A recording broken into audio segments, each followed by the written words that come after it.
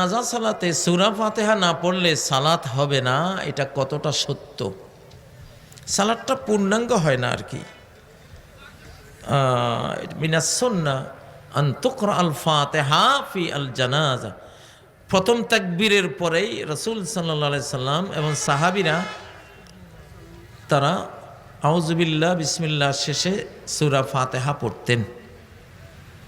এটা সহিহ বুখারীর হাদিস, সহিহ বুখারীর হাদিস। এটা হলো আফদালুদ দুআই আলহামদুলিল্লাহ, সর্বশ্রেষ্ঠ দোয়া হলো কি? আলহামদুলিল্লাহ। তো সূরা আলহামদুলিল্লাহ যদি না পড়লেন তাহলে তো মুর্দা মানুষটাকে সর্বশ্রেষ্ঠ দোয়া থেকে বঞ্চিত করলেন, ঠিক না? আলহামদুলিল্লাহর মতো কোনো দোয়া আছে কোরআনে? এত বড় কোনো দোয়া নাই। এই দোয়া তো মুর্দার সবচেয়ে বেশি দরকার, এই জন্য এই দোয়াটা পড়বেন ইনশাআল্লাহ। তবে আমাদের বাংলাদেশে হানাফি মাযহাবে সূরা ফাতিহা যদিও পড়ে না, হানাফি মাযহাবের বহু আলেম সূরা ফাতিহা পড়াকে সুন্নাহ বলেছেন।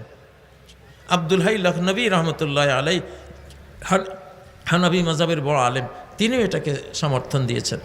আর ইমাম আবু হানিফা রাহিমাহুল্লাহ বলেছেন ইজা সাহহাল হাদিস ফাহুয়া মাযহাবি, হাদিস সহিহ হলে ওইটাই আমার মাযহাব, কোনো বাধা নেই। তো সেটা আপনারা পড়বেন ইনশাআল্লাহ।